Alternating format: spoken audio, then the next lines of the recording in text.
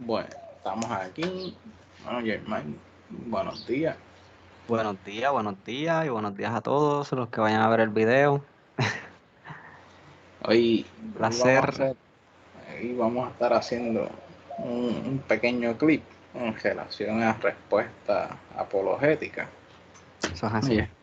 un sujeto muy particular que anda en las redes sociales, eh, que pone por encima el hecho de la fe solamente sobre la evidencia científica e histórica, que es uno de los problemas que hemos tenido con la apología en las últimas décadas y de mayor forma un poquito más agresiva. Y eso pues lo hemos visto ya con ataques de muchos de estos sujetos que vienen del sector religioso. Hay unos que sí, podemos tener grandes diálogos, eso no se puede negar ese hecho, pero tenemos Claro. otros sujetos que lamentablemente pues han hecho del diálogo algo que desean en cuestión de intercambio de ideas, ya que tienden a ser bastante agresivos. Si nos dejamos guiar por el argumento del hombre de paja, esto remonta a que son sujetos que traen argumentos totalmente circulares en cuestión propiamente a lo que va a ser la discusión propia de un análisis teológico, histórico e inclusive social en todo caso. Así que Germain es el que conoce a fondo a este sujeto, que ya me ha compartido algunos de sus videos, y estoy de acuerdo con los planteamientos iniciales de Germain, así que vamos a escuchar al colega aquí a ver qué nos presenta en el día de hoy. Bueno, pues como muy bien dijo Jonathan, quiero darle la bienvenida, saludos a todos. Realmente esto va a ser un video tipo respuesta, como lo he trabajado en explorando mitos. Un background bien rápido sobre, ¿verdad? Esta persona hace mucho tiempo atrás y yo habíamos dialogado en Facebook y sus seguidores me pintaban o me tildaban de retardado, de que yo era un conspiracionista porque yo decía que el zoroastrismo había tenido una influencia bien grande en el judaísmo y me acuerdo que de eso va a par de añitos y encontrarme de nuevo el canal de él, veo que no ha cambiado mucho, en cuanto a cómo no tan solo se expresa, sino cómo presenta sus argumentos. Y, ¿verdad? Quiero dejar claro que esto no es para tirarle tierra a nadie, esto tampoco es para humillar a nadie, esto es sencillamente para darle a demostrar a la gente, ¿verdad? El otro lado de la moneda. O sea, porque el punto aquí no es que no crean, sino que sean sinceros con lo que creen. Y parte de ser sinceros con lo que creen es llevar la información correcta. ¿Ok? So, obviamente. Quiero compartir rapidito pantalla. Vamos a ver, incluir el audio del sistema. Ok, perfecto. ¿Pueden ver mi pantalla? Sí, se la vemos aquí. Ok, so este es el individuo, ¿verdad? Obviamente podemos escoger varios, pero el que me quiero enfocar sería en ¿verdad? Vamos a ver si el internet juega a nuestro favor hoy. Es que ningún otro sistema de fe, de creencias, provee un salvador. ¿Lo Eso no escuchan? existe. Sí, yo lo Solamente escucho aquí. Ok. tenemos un regalo en gracia que es la redención. No es como que el creador del universo, el dador de la vida, dice, tienen que hallar la salvación por su propia cuenta. Sigan este set de reglas que es imposible seguir y serán salvos. No, Él ofrece un sacrificio y mediante la fe en el sacrificio que entregó Dios en la cruz del Calvario es que podemos ser salvos. Esto es único en la historia. Es que ningún otro sistema de fe, de creencias, provee un salvador. Eso no existe. Solamente Ningún otro sistema de creencias Ujú. provee un salvador. Es solo exclusivo del cristianismo. O sea, que vamos a escucharlo una vez más en el antes de Cristo entrar en tenemos detalle. un regalo en gracia que es la redención. No es como que el creador del universo, el dador de la vida, dice, tienen que hallar la salvación por su propia cuenta. Sigan este set de reglas que es imposible seguir y serán salvos. No, Él Vamos a darle ofreció su énfasis a eso que redención y dice primero. mediante la fe en el sacrificio que entregó Dios en la cruz del Calvario es que podemos ser salvos. Esto es único en la historia. Es que ningún otro sistema de fe, de creencias, provee un salvador. Esto es tan erróneo.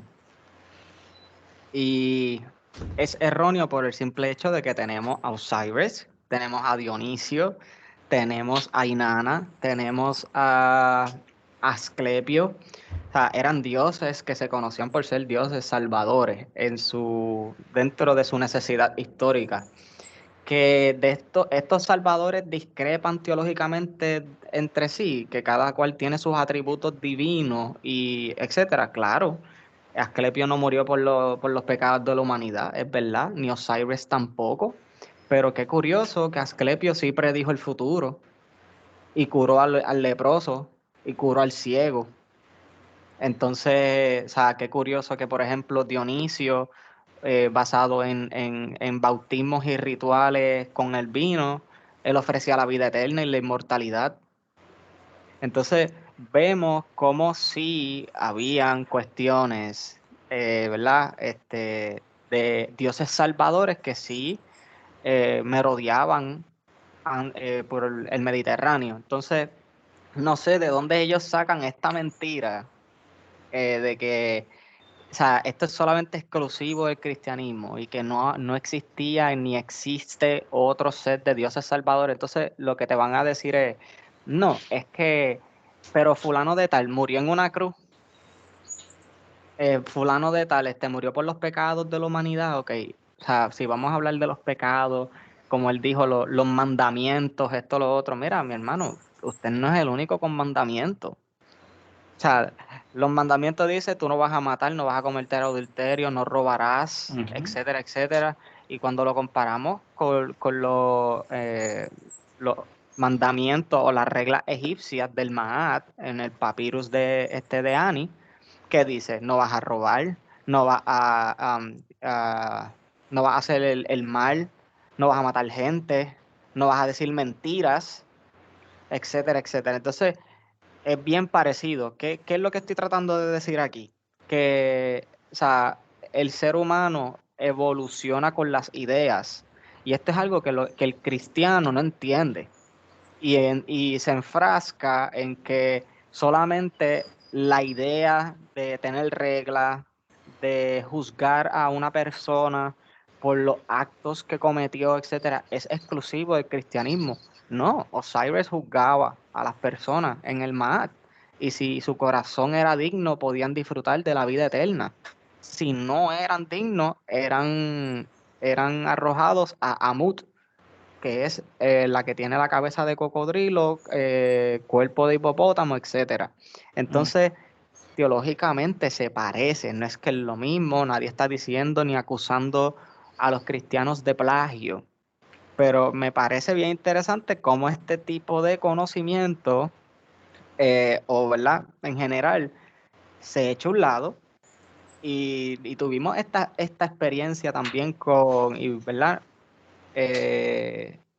Sin mencionar mucho nombre, pero con un canal específico o una página específica en Facebook, ¿te acuerdas? Con un... Ujú. Es lo mismo. Entonces, me hace preguntarme, ¿verdad? ¿Cuál es la motivación de esta gente?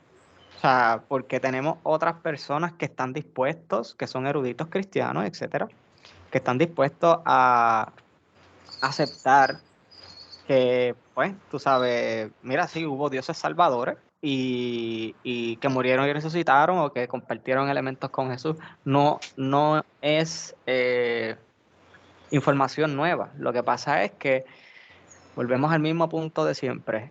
Esto, asociarlo con Jesús, rápido te van a acusar de paralelomanía, que eres un paralelomaníaco y te van a decir ejemplos como que, ok, pero, por ejemplo, John Kennedy y Abraham Lincoln creo que fue, los dos fueron disparados detrás de la cabeza. John Kennedy estaba en un carro Ford cuando murió. Abraham Lincoln tenía un carro Ford. Y por así sucesivamente. Y te dicen, y quieren hacer esta comparativa y decirte como que qué curioso, ¿no? Y no es lo mismo, es un non sequitur. ¿Por qué? Porque estamos hablando de un conocimiento humano de cómo se entendía la realidad en un entonces, porque ¿por qué van a haber tantas historias de gente que se desaparece corporalmente?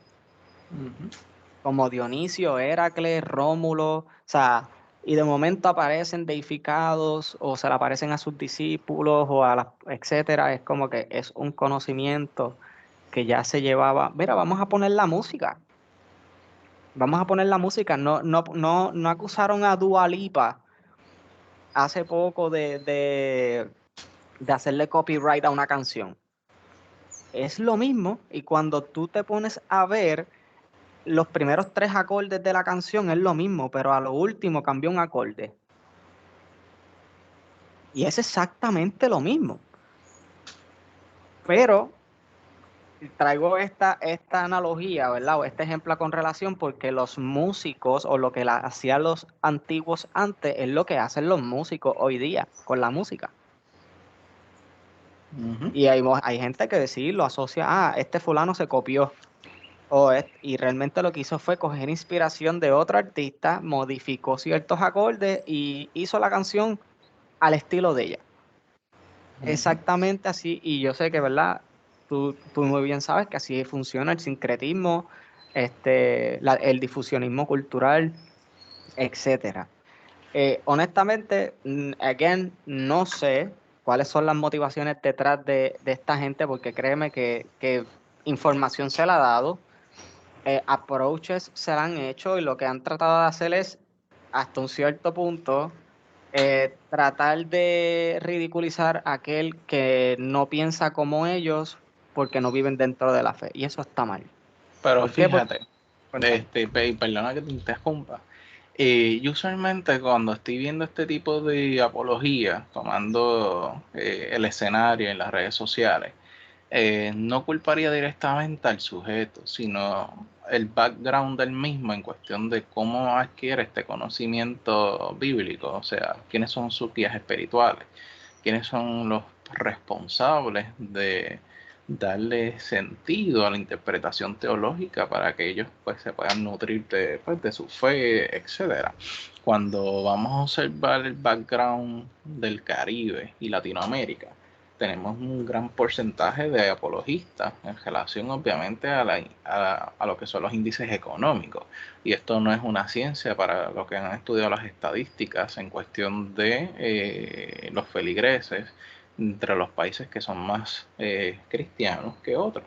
Un ejemplo, si nos vamos al norte de Europa, lo que viene a ser Nueva Zelanda, Escocia, que tienen un índice de cristianismo por debajo del 50%, se debe a que el índice socioeconómico pues, de los sujetos que componen esa sociedad es bastante alto en comparación con los de Latinoamérica o gran parte de los sectores latinoamericanos que responden al tercer mundo, que son sectores pobres, que tienen problemas para el acceso de la educación, entre ellos obviamente educación dentro de la historia misma, porque uno de los cursos que más se ha renegado y se ha evitado tomar en serio son los cursos de historia, a pesar de que muchos de estos países poseen un gran sentido nacionalista y conocen bastante su historia, aún así permean en esta falla teológica, porque necesitan un escape en cuestión a su situación de pobreza, necesitan una salida. Esto me acuerda a un pequeño escrito que hace nuestro colega Manuel Crespo en su libro Religiosidad Paródica, el cambio de la religiosidad luego del mal llamado postmodernismo. Él tiene aquí un extracto bien curioso en la página 31 que dice lo siguiente. Dice: recuerdo que en mis años de licenciatura en la universidad iba de oyente a una clase titulada Héroe y Antihéroe. El profesor, que siempre trataba temas abiertos para discutirlos en clase, nos hacía una pregunta retórica, casi mística, que parecía no tener respuesta. ¿Por qué todavía seguimos inventando héroes? ¿Por qué todavía en el siglo XXI seguimos leyendo los cómics de Batman, Superman o cualquier otro superhéroe? ¿Por qué? A pesar de haber madurado intelectualmente, respecto a las creencias de algunos mitos, seguimos inventando relatos fantasiosos. O sea, que de una forma u otra, esta figura, esta construcción de este Jesús, funciona como un héroe. Y es como que un beacon, por así decirlo, en mi anglicismo, una forma de esperanza, un escape a estas múltiples realidades que presentan estos sujetos dentro de estos espacios particulares. Obviamente, y esto es una discusión que amerita un buen video en el canal que tenemos en conjunto, pero obviamente cuando nos topamos con este tipo de sujetos, nos topamos con ese hecho de trasfondo educativo en donde se ignoran estos elementos o estas metodologías históricas. De hecho, ayer estuve en una discusión con un apologista, pero era un poquito agresivo, así que directamente pues, me traté de trolearlo, aunque se escucha mal, pero su comportamiento no me permitió llevarlo a la altura del debate.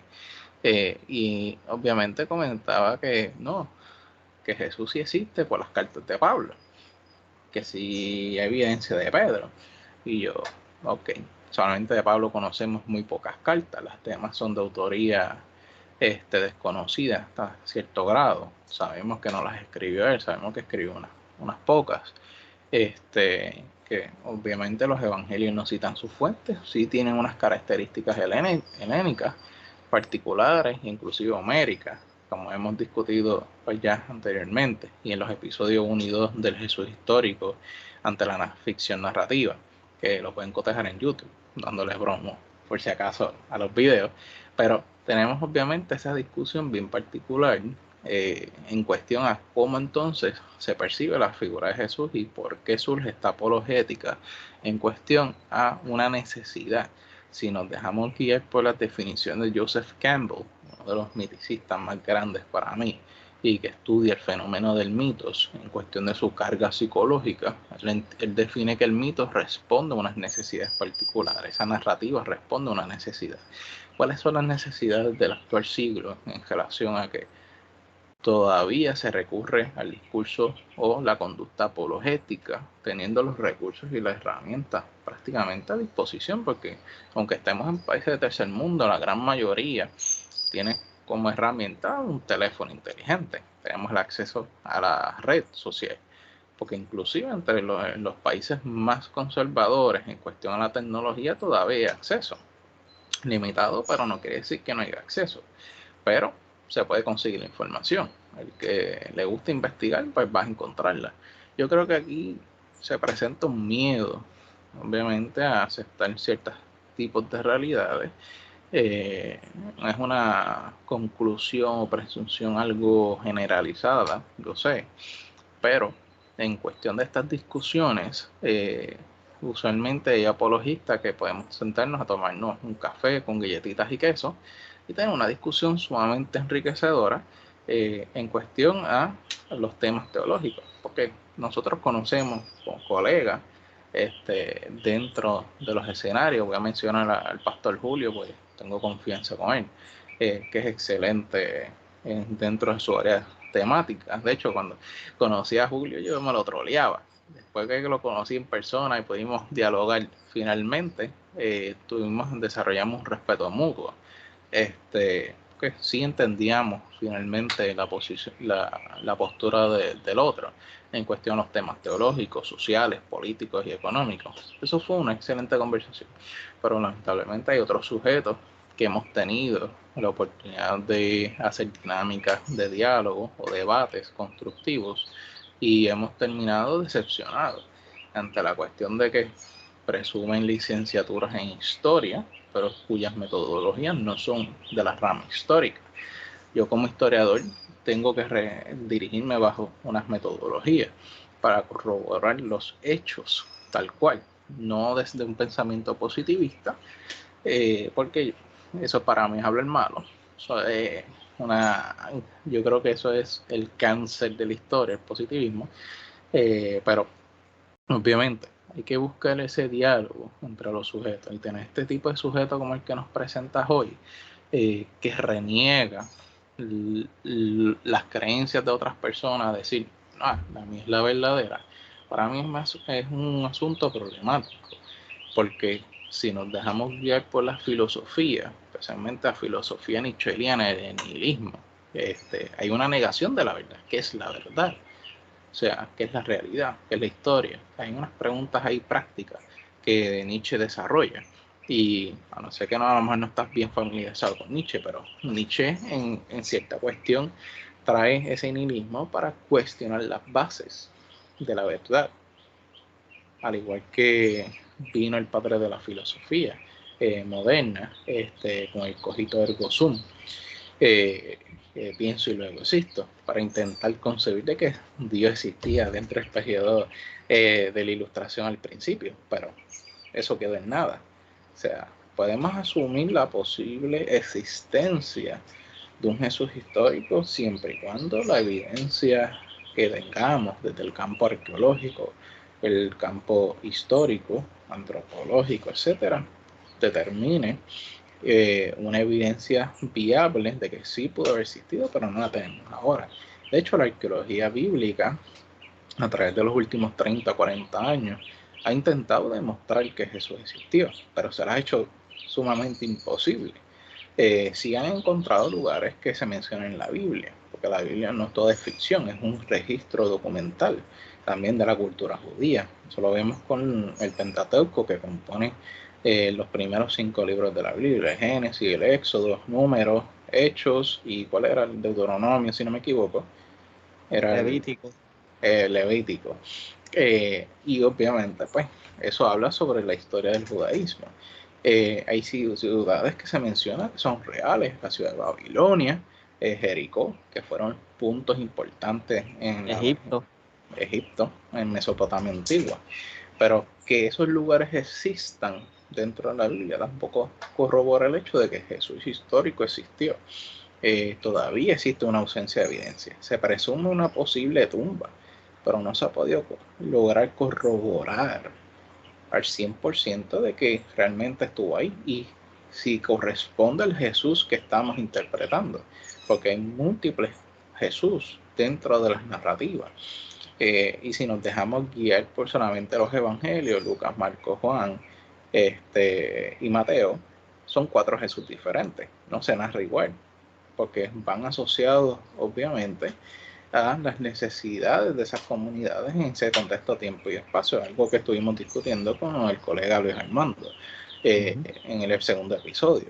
Hay unas necesidades prácticas, hay que adaptar a este personaje a las necesidades de la comunidad, y ahí es que está, para mi entender, el error que tenemos en lo contemporáneo, en la forma que enseñamos la teología.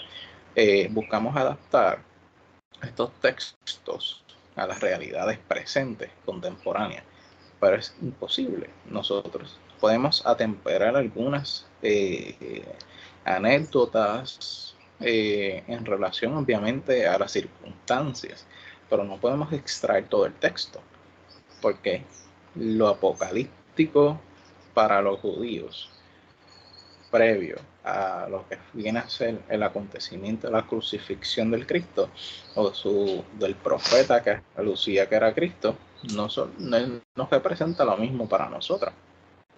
Lo que era apocalíptico en un tiempo y espacio particular no es lo mismo que en el presente. Hay un cambio en esa cuestión, y es como yo mencionaba en un pequeño escrito que publiqué ayer, que era Talks the Translation of Biblical Text, y es el asunto de cómo interpretamos los textos también. O sea, tenemos textos cuyo lenguaje en términos iniciales, como ejemplo el arameo, tiene unas interpretaciones bien particulares que no se traducen o no significan lo mismo en hebreo. Bien curioso. Entonces, si nos dejamos guiar por ese hecho, que sabemos que la Biblia tiene elementos hebreos, arámicos, egipcios, helénicos y latín, porque es un compendio literalmente de todas esas culturas que influenciaron a estos autores en su momento, vamos a ver que tenemos una paella lingüística. ¿Y cómo entonces podemos asumir que esas traducciones son reales?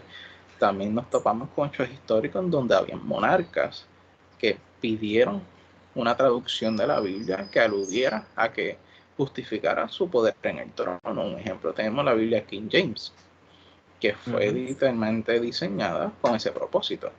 Y es una Biblia que se utiliza mucho en algunas iglesias. Así que, ¿qué tenemos de por medio? Tenemos que estas instituciones donde enseñan a los próximos guías espirituales están fallando en algo práctico. Están fallando prácticamente en enseñar la historia, el contexto y el por qué tenemos que entonces poner esto en duda, por lo menos en cuestión de las traducciones. No es poner la fe en duda, porque ya la fe responde a un asunto personal. Individualista, personal, práctico, a pesar que tú utilizas un medio colectivo, y es algo bien curioso. Y eso no es lo que se busca debatir. Lo que se busca debatir es la base. O sea, tú puedes tener tu fe, y eso está bien de tu parte. Aquí no se está debatiendo eso. El problema es que siempre y cuando esa fe no dañe o afecte a otro ser humano, estamos bien. Y en cuestión de esa educación que tienen esos feligreses a raíz de ese guía espiritual, que sea algo ético, que no sea ir todos los domingos, ir al púlpito a venderle un sueño o una interpretación teológica práctica, apologética, que recaigan en que esos sujetos, esos feligreses, agredan a otras personas por pensar diferente. Porque entonces, ¿dónde está el amor al prójimo? Eso no existe. Realmente, ¿cómo te explico?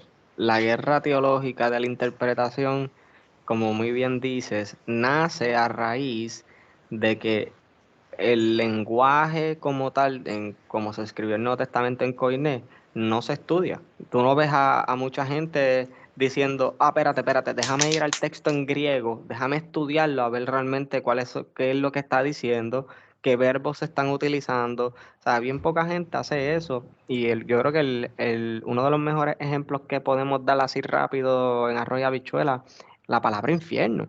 La palabra infierno no aparece en el Nuevo Testamento, y esto a mucha gente no le gusta escucharlo, y rápido van a ir a Google, a su Biblia de la casa, y van a buscar, pero mira, Mateo, Lucas, Juan, o la palabra infierno aparece tantas veces en la Biblia. Sí, mi hermano o mi hermana, pero cuando tú lees esos mismos textos en griego, la palabra infierno está ausente, no aparece por todo el Nuevo Testamento. Entonces eso es bien curioso, porque o sea, again, no es que no hayan gente que cree que no hable de esto, es que ¿dónde están?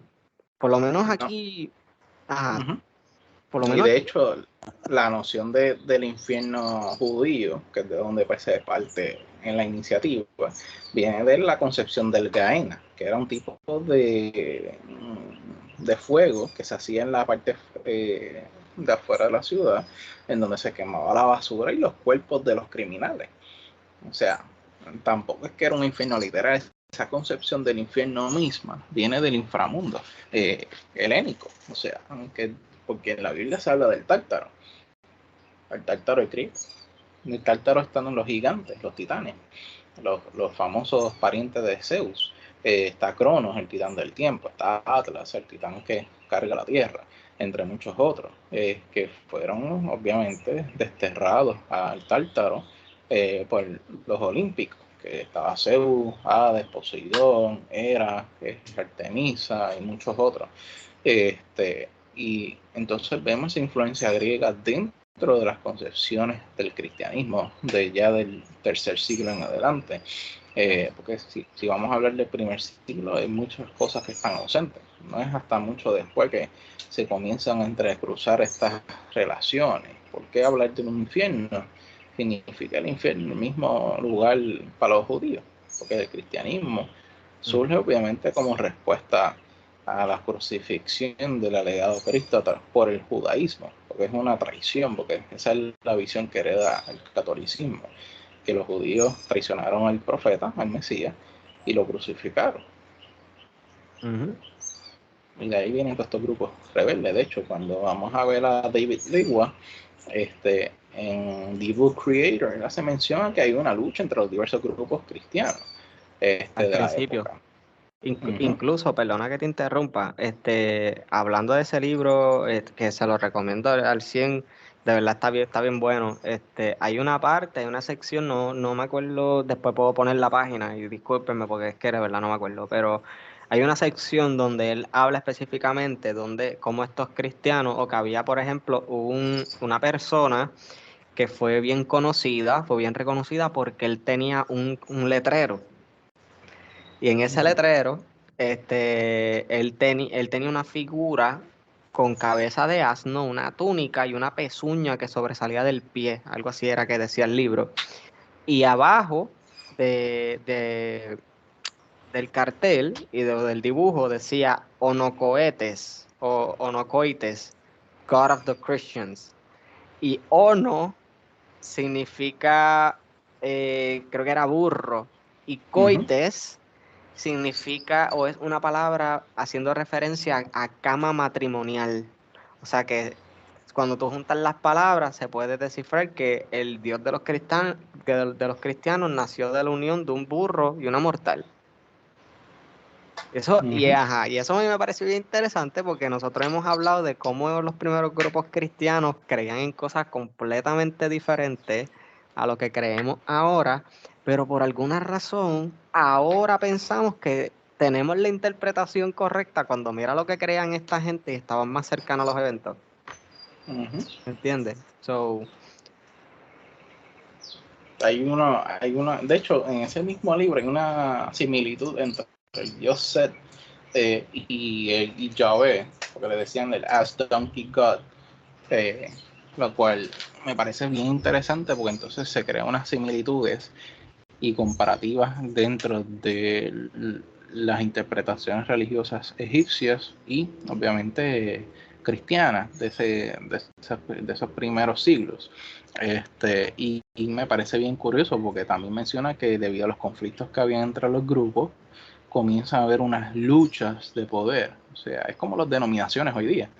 Un grupo se molesta con las interpretaciones teológicas y funda sus iglesias. Aquí en Puerto Rico es bastante común ese fenómeno. Nosotros, por ejemplo, en el pueblo de Barceloneta, que somos naturales, Germán y yo, dentro de mis investigaciones, la primera iglesia protestante que llega es la Alianza Cristiana y Misionera. De esa fundación inicial que se da hace 115 años aproximadamente ya, que llega de una tendencia de la teología de la liberación prácticamente norteamericana, que se funda aquí, porque es de las primeras que se funda. Hubo un momento, para la década del 50, que hay una discusión por cuestiones teológicas y cómo se estaba llevando a cabo el proyecto de la fe en dicho espacio, y se van y fundan un grupito, fundan la iglesia Mission Board a la entrada del pueblo. Siguiendo obviamente esa idea, muchos otros grupos se fueron entonces fragmentando. Surgen los metodistas, llega el adventismo del séptimo día, que es una de las teologías que fomenta Ellen G. White, que tiene sus similitudes con las prácticas judías, pero aún así se distancia bastante, pues, sumamente conservador. A mí me da hasta miedo muchas de las proposiciones que tiene, pues me he sentado a estudiarlas y leer y he hablado con algunos de sus miembros y me causa mucha consternación algunas de las cosas que me mencionan en cuestiones teológicas, pero volvemos. Tenemos muchas denominaciones del protestantismo que luchan, al igual que estos primeros grupos de cristianos, por una verdad teológica. ¿Quién tiene la verdad? A lo mismo como el colega que me traje en el video, en donde se proclama que hay una sola religión, un solo Salvador. Esa lucha constante de estas verdades o presuntas verdades teológicas son una fabricación prácticamente. Y es una fabricación que viene no solamente de la academia misma y de los grupos de fe, sino también de una respuesta a los sistemas precapitalistas y capitalistas. Y si le seguimos dándole cuerda al tema, no terminamos nunca. Pero es un asunto bien importante tenerlo en cuenta también, no sé, con los movimientos económicos que se están dando en esa época también. porque era una cuestión de clase. Claro. No, y que la religión y la política nunca ha estado separada. Ujú. Nunca. Pero, eso que mencionas, por lo menos para añadir algo más, como que vemos desde que es lo más interesante, en mi opinión, o una de las cosas más interesantes, vemos desde el tiempo de los docetistas, siglo I, siglo II, etcétera, hasta el día de hoy, peleas por interpretaciones teológicas. Y por ejemplo, hay veces que vemos pasajes como Gálatas 4:4, donde Pablo explícitamente dice Jesús nació de una mujer bajo la ley. Y cuando tú te pones a ver el contexto histórico, ese pasaje se escribió muy probablemente y muy posiblemente en contra de sectas docetistas o marcionistas, especialmente docetistas que pensaban que Jesús no era humano. Entonces tenemos que poner a Jesús humano porque si Jesús no es humano, Jesús no sufrió. Ujú. ¿Me entiendes? Entonces la pasión el patión en griego, esa pasión, ese struggle antes de morir, ese drama, pues no hace sentido. Y lo vemos todavía lo vemos ahora, o sea, pero con pasajes, pero bien poca gente va al texto en griego y dice, ok, vamos a leer, como a veces hace Ligua, que de momento está leyendo, mira la cámara, capítulo 5 Lucas tal, y pega a leerlo en griego, el tipo. Y mira la cámara y pega a decir, porque dice tal cosa, literalmente así. Bien poca gente hace eso. No, yo te voy a Ujú. probar que Jesús esto o esto lo otro, y van a la Reina Valera, van a la Biblia que tienen en la casa, que no está mal, pero para hacer una investigación profunda sobre un texto o una interpretación, tú tienes que ir en griego, tienes que ir al griego, ver qué es lo que se está escribiendo. Por ejemplo, Bart Ehrman tiene un video bien particular sobre la creación de King James y cómo lo que tú muy bien estabas mencionando, cómo habían palabras en cierto, especialmente en el Nuevo Testamento, por ejemplo, la palabra citizenship, cuando estaban creando o fabricando King James, esa palabra no decía o significaba lo mismo que citizenship ahora, más que una palabra. O sea, tú te imaginas toda la cantidad de palabras que hay ahí, como tú muy bien dices, que tengan otro significado, se utilizaban en otro contexto. Por eso es que Pablo en Gálatas 4:4 utiliza otro verbo diferente para nacer para Jesús.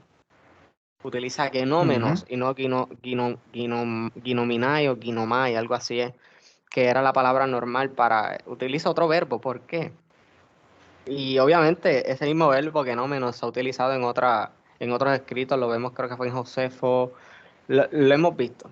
So, obviamente antes de wrapping everything up, quiero enseñar esto. Cada vez que alguien diga Jesús existió, y sí, Jesús existió porque nadie puede dudar su existencia, ningún erudito se atreve a dudar la existencia porque lo toman por cierto. Yo quiero que usted se acuerde de este video. Esta persona es um, un... le iba a decir incorrectamente, pero vamos a decirlo así. Él es un cristiano episcopal, enseña en Yale University y yo cogí por lo menos obviamente está de gratis, se lo exhorto a quienes lo eh,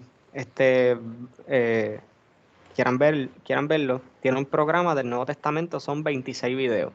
Empieza desde explicando a Marcos, a Lucas, las cartas Paulinas. Tiene un video que es el 13, que es The Historical Jesus. Explica hasta el Evangelio de Tomás. O sea, está bien interesante. Cualquier persona que se tome el tema bien en serio y quiera expandir su conocimiento, le exhorto que busquen Yale University, Martin B. Dale y metan mano. Cuando alguien te diga que Jesús existió, este es Martin B. Dale, como dije, cristiano, y mira escuchen bien lo que esta persona va a decir.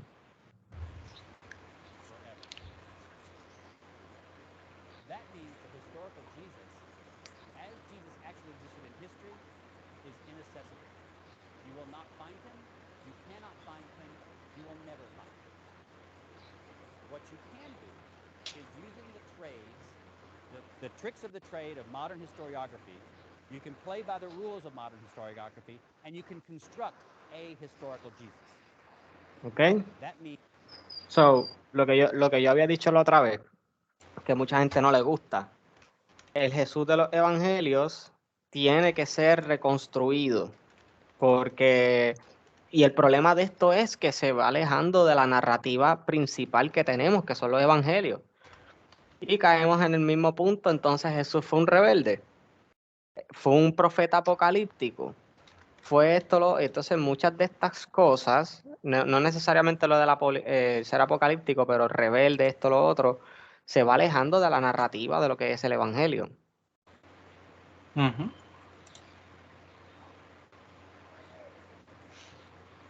Te nos frizaste, hermano. Aquí un pequeñito problema técnico. Ok, ya te veo. Ok, pues realmente todo se reduce a cuál es el Jesús verdadero. Y, ¿verdad? Vemos ahí que no tan solo Martin Video, tenemos a otros eruditos cristianos que tienen posiciones similares. Y aquí no se trata de decir que no existió. Aquí se trata de ser sincero y decir, ok, esto es lo que tenemos y por ende, si queremos movernos más adelante de aquí, lo que nos toca es construir a un Jesús histórico, porque es inaccesible. Ujú. So, yo creo que eso es lo último que yo diría al respecto. Bueno, así que aquí terminamos entonces nuestra reaction al video inicial. Tuvimos un buen diálogo. Esperemos que en próximo video profundizar sobre algunos de los temas que trajimos a la mesa. En cuestión, obviamente, a hacerlo más formal, la discusión y con más tiempo. Siempre que hago un reaction video con Jermaine nos tardamos 1 hora. Siempre estamos ahí hablando sobre estas cuestiones teológicas y sus impactos prácticamente dentro del estudio. Así que para seguir viendo nuestros videos, dele share, dele subscribe al canal, compártalo, puede dejar sus preguntas si desea estar con nosotros en una de estas discusiones en la mesa, bienvenido. Solamente nos escribe y le enviamos la información para tenerlo a ustedes con nosotros aquí y tener ese intercambio de ideas y esas discusiones prácticas que son necesarias para comprender mejor el asunto teológico. Yo soy especialista en antropología e historia y estudios culturales. Germain se especializa en temas de mitología comparada o religión comparada. Tenemos también a Luis Armando como recurso, es teólogo, cuenta con sus maestrías en divinidades, y tenemos el historiador aficionado Víctor Arce, que es excelente en su área, especialmente en los temas de Roma, es sumamente apasionado, que también es otro de nuestros recursos en el canal.